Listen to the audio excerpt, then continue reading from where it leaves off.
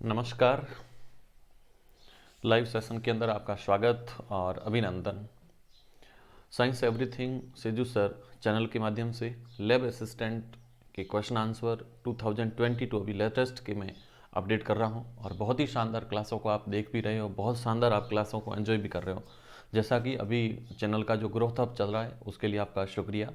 और उसके साथ थोड़ा सा निवेदन, क्लासों को आप और भी थोड़ा अधिक शेयर करने की कोशिश करें ताकि इस फील्ड के अंदर, इस मैदान के अंदर जो भी अभी नए हैं तो वो भी अपनी तैयारी को और थोड़ा अच्छा शार्प कर सके, है ना।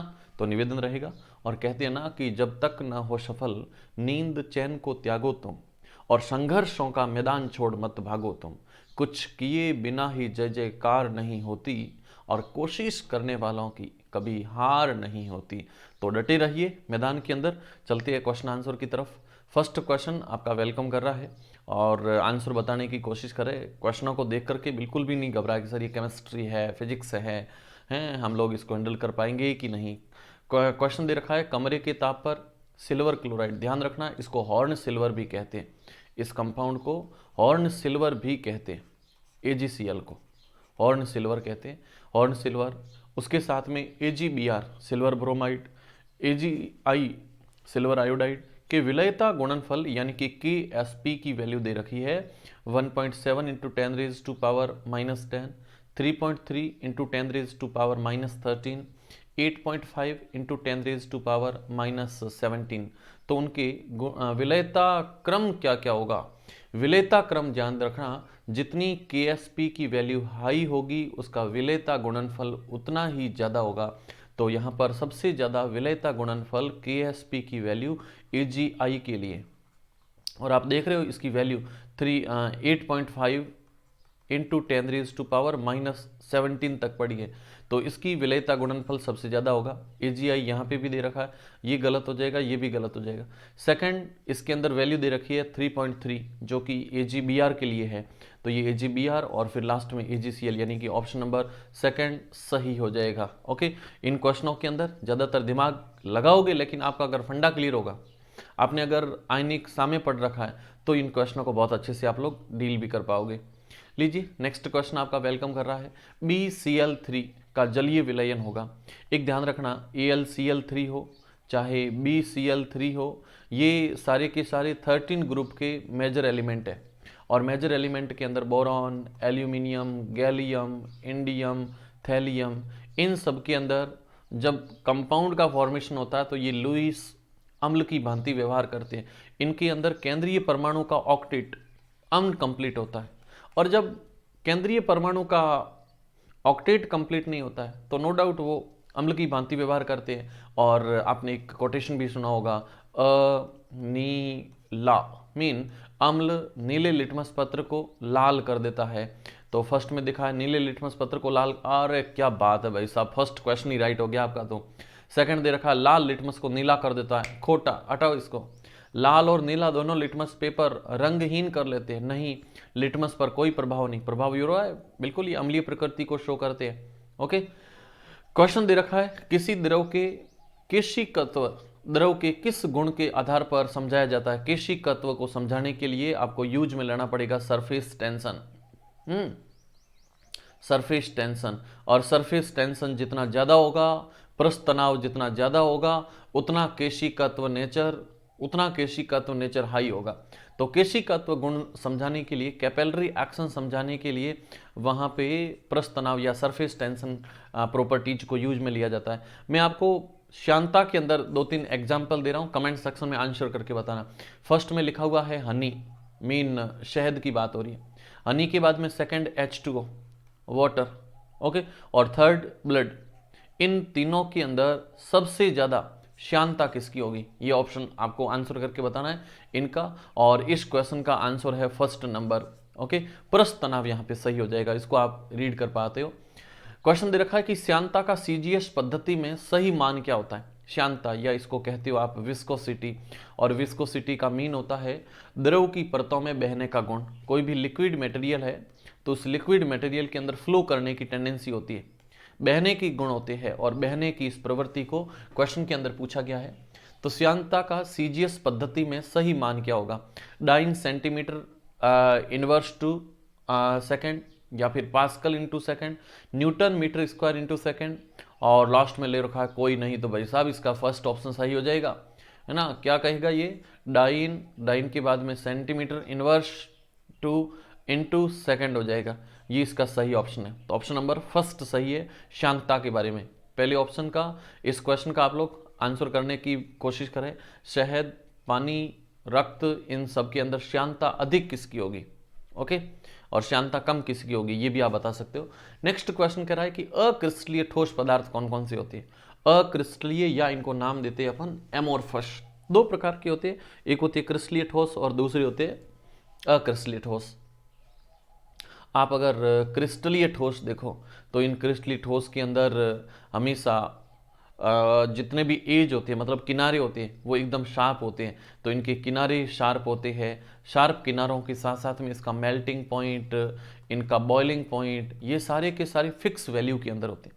तो मेल्टिंग पॉइंट, बॉइलिंग पॉइंट भी फिक्स होते हैं, शार्प इनके किनारे भी होते हैं, और सब चीज़ें एकदम फिक्स में चलती है। लेकिन अक्रिस्टलीय ठोस, या इनको नाम देते हैं एमोर्फस सॉलिड, और एमोर्फस सॉलिड के अंदर ये टेंडेंसी नहीं होती है। एक तो उनके अंदर समदैशिकता पाई जाती है, जबकि क्रिस्टलीय के अंदर विषम दैशिकता पाई जाती है। विषम दैशिकता, विषम दैशिकता, या इसको कहा जाता है anisotropic, anisotropic nature पाया जाता है। और इस अक्रिस्टलीय ठोस के अंदर जो एमोर्फस सॉलिड है, इसका आपको पदार्थ चयन करके बताना है, ग्रेफाइट, सिलिका, बर्फ, या फिर कांच। भाई साहब ऑप्शन नंबर फोर्थ सीधा हो जाएगा। कारण पूछा जाता है कि अति शीतित द्रव किसे कहा जाता है, अति शीतित द्रव, सुपर कोल्ड लिक्विड भी इसको कहा जाता है। आप कांच को रख दो 10,000 साल के लिए, वो धीरे धीरे बहना स्टार्ट होता है। क्वेश्चन आता है जितने भी पुराने महल किले लगे हुए, उनकी खिड़कियों में लगे हुए कांच टाइम के साथ में ऊपर से पतले, और धीरे धीरे नीचे नीचे आते आते वो कांच मोटे होने स्टार्ट हो गए। इस प्रकार से कांच की कंडीशन हो गई है, ऊपर से तो है पतले और नीचे आते आते कांच मोटे हो गए। कारण उसके अंदर अति शीतित द्रव है और इसके अंदर फ्लो टेंडेंसी पाई जाती है, और ये होता है तो नो डाउट वो अक्रिस्टलीय ठोस के अंदर शामिल किया जाता है। लीजिए नेक्स्ट क्वेश्चन है, कोऑर्डिनेशन नंबर 6 का एग्जाम्पल क्या होगा। कोऑर्डिनेशन नंबर पूछा भाई साहब, कोऑर्डिनेशन नंबर आपको समन्वय संख्या पूछिए, और 6 पूछ रखी है।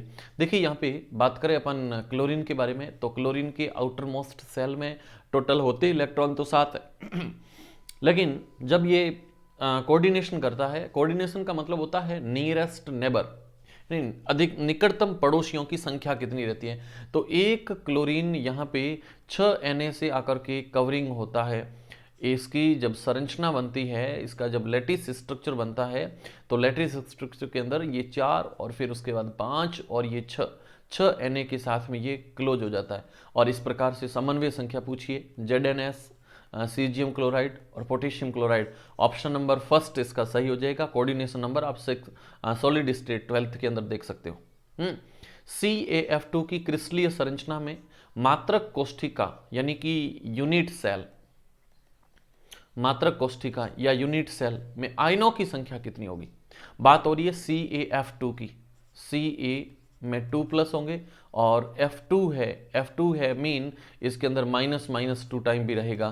तो CaF2 एक F के ऊपर एक माइनस होता, तो टोटल आयनों की संख्या पूछिए कितनी हो जाएगी, 4 आयन रहेंगे, 6 नहीं रहेंगे, 8 भी नहीं होंगे, 12 भी नहीं होंगे। और ये स्ट्रक्चर दे रखी है इधर की तरफ आप देख पा रहे हो, इसके अंदर टोटल 4 आयन्स रहते हैं। विलय पदार्थ और विलायक पदार्थ में मोल भिन्न यानी कि मोल फ्रैक्शन आपको कैलकुलेट करना है, मोल भिन्न, मोल फ्रैक्शन। तो उसके अंदर N1 और N2 अगर मोल है तो कौन सा सूत्र इसके अंदर सही होगा। आपको अगर मोल कैलकुलेट करनी है N1 के, तो आप लिखते हो N1 के टोटल मोल में आप लिखते हो X1 + X2, है ना, ये इनका मोल है। और अपन जिसका कैलकुलेट करते हैं तो इसको अपन थोड़ा सा यूँ लिख सकते हैं, यानी X1 अपॉन टोटल, तो यहाँ पे लिखेंगे XN और इनटू करोगे 100, तो उसका मोल फ्रैक्शन कैलकुलेट हो जाएगा। और टोटल मोल फ्रैक्शन जब अपन कैलकुलेट करते हैं तो उसको X टोटल जितने भी होते हैं तो X1 + X2 इनकी वैल्यू हमेशा 1 ही रहती है। तो कौन सा सूत्र यहाँ पे सही होगा, इनकी टोटल वैल्यू वही रहती है, तो N1 N2 की वैल्यू 1 रहती है, ये भी सही है। N1 अपॉन N2 की वैल्यू 1 आ जाती है, ये तो गलत हो जाएगा। N1 minus N2 is equal to 1, ये भी गलत हो जाएगा और ये भी गलत हो जाएगा। तो इनका ऐड जब करते हैं, जब आप मोल फ्रैक्शन को कैलकुलेट करते हो, तो टोटल अगर मोल फ्रैक्शन 100% कर रहे हो, जिसमें एक पदार्थ 70% है तो दूसरा ऑलरेडी 30% हो जाएगा ना। तो ये ऐड करके कैलकुलेट किया जाता है कि एक 70 है तो दूसरा कितने होगा, तो इसको आप कैलकुलेट करके अच्छे से पता लगा सकते हो। क्वेश्चन दे रखा है CH3CONH2 यानी कि एसिटामाइड की बात हो रही है और इसका एक समावयवी है, कौन सा होगा, 1 एमिनो इथेनॉल या फॉर्मेमाइड है या एथाइल एमीन या फिर एसिटाल्डिहाइड ऑक्सीम। देखिए संरचना कुछ यूं है, कार्बन, कार्बन के साथ में मिथाइल ग्रुप और फिर हाइड्रोजन, फिर कार्बन के साथ डबल बॉन्ड से नाइट्रोजन, नाइट्रोजन के साथ में OH, और इसको नाम दिया जाता है एसिड एल्डिहाइड ऑक्सीम। और ये इस एसिड एमाइड का एक समावयवी होता है, इसका एक आइसोमर होता है। ओके, इन आइसोमर को भी आप देखने की कोशिश करें, ऑर्गेनिक के अंदर आपको मिल जाएगा और ज़्यादा जरूरत ही नहीं है आपको, जो 11th की दे रखी है उस 11th के अंदर ये सारी चीज़ें आप लोगों को वहाँ पे ऑलरेडी मिल जाएगी। ओके, देखने की कोशिश करें। लीजिए नेक्स्ट क्वेश्चन दे रखा अणुसूत्र C3H6Br2 कितने समावयवी प्रदर्शित कर सकता है। तो यहाँ पे CH3 CH3, कार्बन तो हो गए 3, हाइड्रोजन हो गए 6 और इस बीच वाली पोजीशन पे आप ब्रोमीन जोड़ दो 2 टाइम, तो इसका नाम हो जाएगा 2,2 डाई ब्रोमो प्रोपेन। ये भी तो होगा। आप ब्रोमो को फर्स्ट कंडीशन पे लगा सकते हो। फर्स्ट कंडीशन मतलब इस कंडीशन पे जोड़ो और इधर से फर्स्ट पे जोड़ो, तो आप लिखोगे 1,3 डाई ब्रोमो प्रोपेन। आप इसको 1,2 पे भी जोड़ सकते हो, 1,2 डाई ब्रोमो प्रोपेन। तो इसके कितने समावयवी बना सकते हो, इसके कितने आइसोमर का फॉर्मेशन कर सकते हो, तो इसका आंसर हो जाएगा 3 तो होंगे ही, लेकिन एक और हो जाएगा यहाँ पे 4 कंडीशन पे हो जाएगा। कौन कौन से होंगे, तो ये कंडीशन इसमें क्रिएट होगी, ये कंडीशन भी इसके अंदर क्रिएट होगी। इस कंडीशन के साथ आप लोग इसको 1/3 कंडीशन भी कर सकते हो, है ना।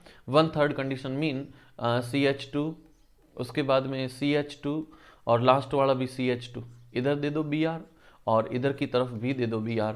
तो ये 1/3 कंडीशन हो सकती है, 2-2 कंडीशन हो सकती है ना, 2 नंबर पे लगा दो।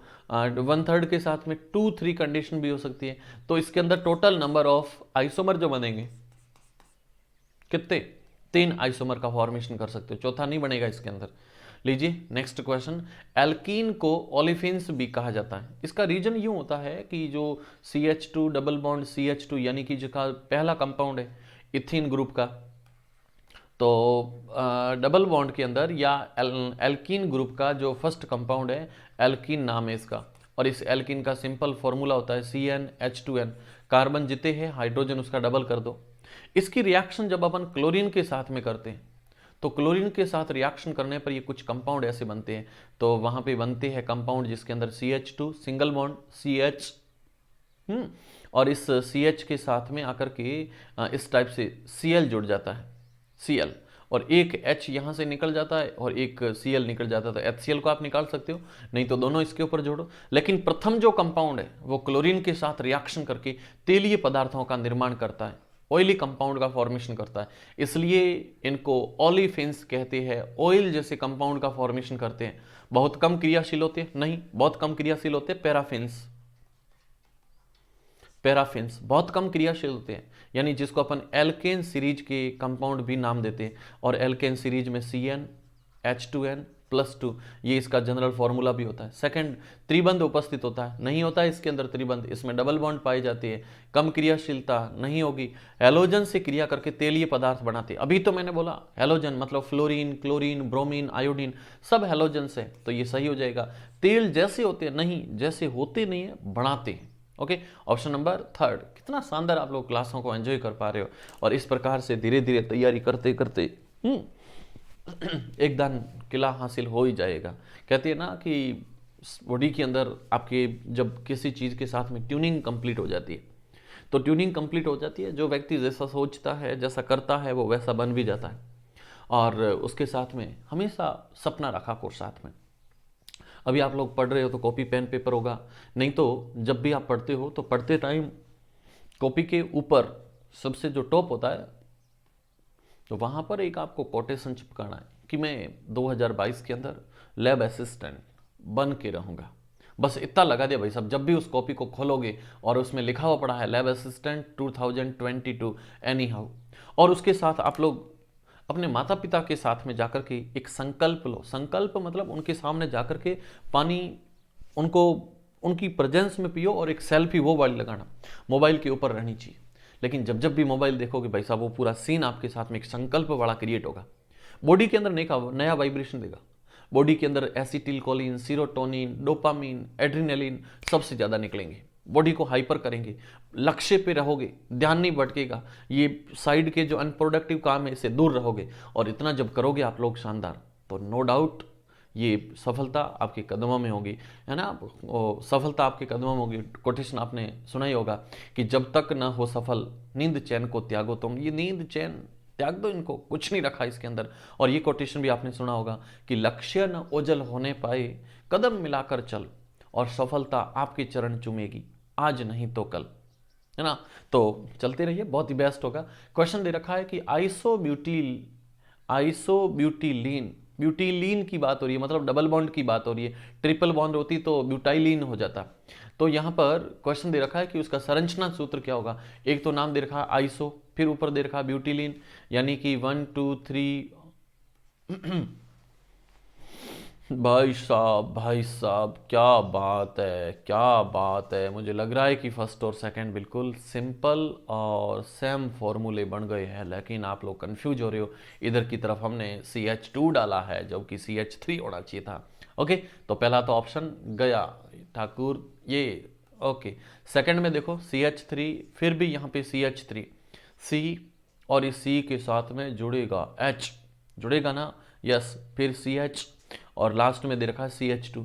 इस सेकंड कंपाउंड को आप देखोगे तो ये आइसोब्यूटिल भी है, और उसके साथ में डबल बॉन्ड में इन भी है, तो आइसोब्यूटिलीन भी है। इसमें तो भाई सब 3 बंद पड़े। और फोर्थ कंपाउंड को देखोगे तो नॉर्मल आइसो और उसके साथ में ब्यूटेन ही है, तो ये तो बैठेगा ही नहीं। ऑप्शन नंबर सेकंड हो जाएगा आपका सही। नेक्स्ट क्वेश्चन है CH3COO C2H5, इस कंपाउंड का IUPAC नेम क्या होगा, कमेंट सेक्शन के अंदर। सर बता दो, मैं बता देता हूँ। इसका नाम है इथाइल एसीटेट, इधर की तरफ लिखा हुआ पड़ा है। इसको जब 450 से 550 टेम्परेचर पर गर्म करते हो तो क्या प्राप्त होता है। इसको जैसे ही गर्म करते हो, high temperature 450 to 550 degree centigrade, और इतने हाई टेम्परेचर पे गर्म करोगे तो इसमें एसिटिक एसिड बनेगा और एथिलीन इससे अलग हो जाएगी। Mean CH2 double bond CH2 यहाँ से सेपरेट हो जाएगी, और जब सेपरेट होती है तो किसका फॉर्मेशन होता है, तो यहाँ पे एथीन का फॉर्मेशन होता है। ऑप्शन नंबर फोर्थ यहाँ पे सही हो जाएगा। 1 ब्यूटीन 2 ब्यूटीन आइसोब्यूटिलीन, तो ऑप्शन नंबर फोर्थ सही है। लीजिए नेक्स्ट क्वेश्चन कह रहा है कि युग्मकोद्भिद पादप कौन से होते हैं। युग्मकोद्भिद, है ना, आप लोग जिम्नोफाया यानी कि पौधों के 4 प्रकार देखते हो। RH व्हिटेकर ने जो पंच जगत अवधारणा 1969 में दी थी, तो इस अवधारणा के अंदर फर्स्ट पे होता है थैलोफाइटा, थैलोफाइटा के बाद में होता है, क्या होता है, ब्रायोफाइटा, ब्रायोफाइटा के बाद में आप लोग देखते हो टेरिडोफाइटा, टेरिडोफाइटा के बाद में जिम्नोस्पर्म, और फिर उसके बाद एंजियोस्पर्म। ये 5 प्रकार के पौधों के टाइप चलते हैं, थैलोफाइटा, ब्रायोफाइटा, टेरिडोफाइटा, जिम्नोस्पर्म और एंजियोस्पर्म। इनके अंदर युग्मकोद्भिद पूछा है, और युग्मकोद्भिद पूछा जाए तो वो आंसर हमेशा ब्रायोफाइटा हो जाएगा। युग्मकोद्भिद क्वेश्चन पूछा है। टेरिडोफाइटा ध्यान रखना, प्रथम टेरेस्ट्रियल प्लांट्स है जिनके अंदर वेस्कुलर सिस्टम क्रिएट हो जाता है। मीन इसके अंदर जाइलम और फ्लोएम क्रिएट होते हैं, जाइलम और फ्लोएम क्रिएट होता है सबसे पहले। जिम्नोस्पर्म ऐसे पौधे हैं जिनका बीज नग्न होता है, और एंजियोस्पर्म ऐसे पौधे हैं जिनका बीज हमेशा कवर्ड होता है, बीज हमेशा ढका हुआ पाया जाता है। ओके, तो ढके हुए बीज की संरचना भी होती है कहीं पे, और कहीं पे खुले बीज की संरचना भी होती है। लीजिए नेक्स्ट क्वेश्चन आपका वेलकम कर रहा है। सबसे बड़ा जीवित जलीय सरीसृप कौन सा है, घड़ियाल, पाइथन, किंग कोबरा या हिलोडर्मा। तो सबसे बड़ा जो जलीय सरीसृप है उसका नाम घड़ियाल हो जाएगा, घड़ियाल, जो कि सबसे बड़ा जीवित सरीसृप है। ऑप्शन नंबर फर्स्ट राउंड सही हो जाएगा। नेक्स्ट क्वेश्चन कह रहा है कि राइजोफोरा पादप जो एक अनुकूलित क्षेत्रों के अंदर उगती है उसमें जड़ें कैसी होती है, ध्यान से देखना अच्छे से। जो लवणोद्भिद जमीन होती है या जिसको अपन हेलोफाइट्स के नाम से जानते हैं, क्या कहते हैं? हेलोफाइट्स कहते हैं। हेलोफाइट्स, हेलोफाइट्स कहते हैं, या इसको हिंदी में नाम दिया जाता है लवणोद्भिद।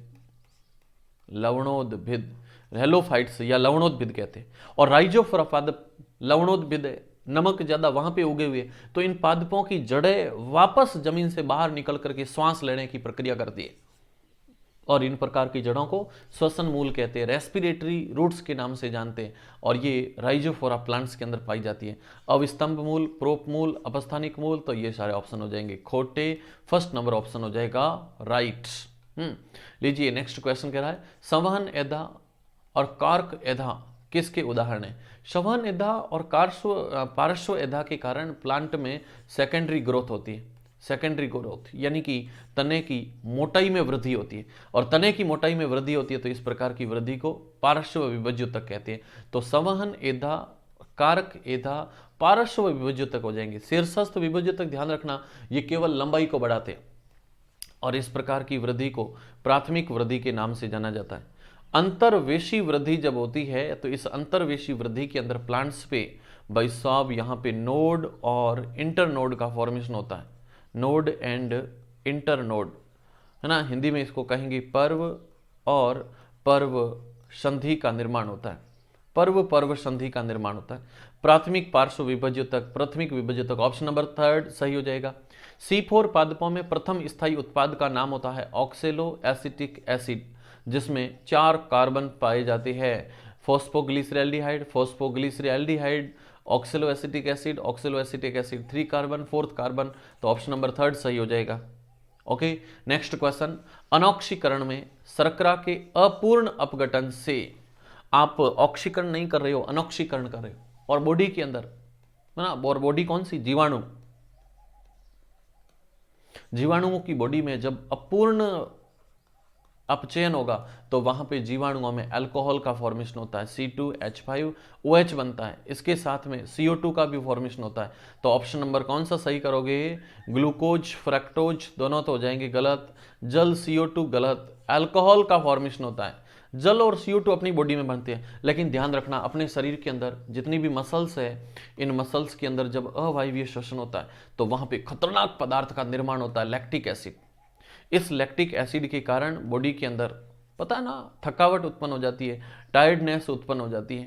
तो टायर्डनेस, थकावट उत्पन्न होने का मुख्य कारण मसल्स के अंदर जमाव लैक्टिक एसिड होता है। लीजिए नेक्स्ट क्वेश्चन, पुष्पन की अवधि का प्रभाव क्या कहलाता है? प्लांट्स के ऊपर जितना सूर्य का प्रकाश आएगा, है ना, सूर्य का प्रकाश जितना पौधों को मिलेगा, तो ये कोई भी पौधा है, इस पौधे के ऊपर सूर्य का प्रकाश मिलेगा तो इसके अंदर फ्लोरिंग की प्रक्रिया होती है, और इस फ्लोरिंग की प्रक्रिया होती है, इस प्रक्रिया को कहा जाता है दीप्तिकालिता, और इस दीप्तिकालिता के कारण प्रकाश की अवधि का इस पर प्रभाव पड़ता है। बसंतीकरण, वर्निलाइजेशन कहते हैं इसको, वर्निलाइजेशन। तो वर्निलाइजेशन यहाँ पे नहीं होगा, ये दीप्तिकालिता होती है। फोटोट्रॉपिज्म होता है जिसमें लॉन्ग डी प्लांट भी होते हैं, अरे जो गर्मी की ऋतु में बोए जाते हैं। कुछ शॉर्ट डे प्लांट भी होते हैं, और ये शॉर्ट डे प्लांट हमेशा सर्दी के मौसम में होते हैं। फिर उसके बाद में न्यूट्रल डे प्लांट्स भी होते हैं, और ये न्यूट्रल डे प्लांट बिल्कुल उदासीन होते हैं, किसी भी मौसम को ये एक्सेप्ट कर लेते हैं। ओके, वृद्धिकरण, अवसंतीकरण, तो ये सारी चीज़ें दे रखी है इसमें। और आज की प्रश्नोत्तरी का सबसे लास्ट क्वेश्चन कह रहा है कोशिकाओं के अंदर वृत्ताकार डीएनए पाया जाता है, और ये वृत्ताकार डीएनए जो अतिरिक्त डीएनए मिलता है, इस वृत्ताकार अतिरिक्त डीएनए को प्लाज्मिड के नाम से भी जाने जाते हैं। प्लाज्मिड कहते हैं, जो किसी जब अपन जेनेटिक इंजीनियरिंग को चलते हैं तो वहाँ के अंदर कैरियर के रूप में भी ये काम करता है, कैरियर के रूप में भी ये काम करता है, मीन ये वाहक के रूप में भी काम करता है। तो ये किस में पाया जाता है? केंद्रक में, बैक्टीरिया में, राइबोसोम्स में, या फिर माइटोकॉन्ड्रिया में? जीवाणुओं में तो ध्यान रखना राइबोसोम की संरचना के बारे में, केंद्रक में नहीं होगा, राइबोसोम में नहीं होगा, ये संरचना पाई जाती है माइटोकॉन्ड्रिया के अंदर, ये संरचना पाई जाती है सूत्र कणिका के अंदर। Okay, thank you. तो आज की क्लास को यहीं फिनिश करते हैं। Wish you all the best. लेकिन 1 मिनट, क्लास के ऊपर आप फर्स्ट बार विजिट कर रहे हो तो क्लास को शेयर भी जरूर करें, सब्सक्राइब जरूर करें। Thank you, wish you all the best.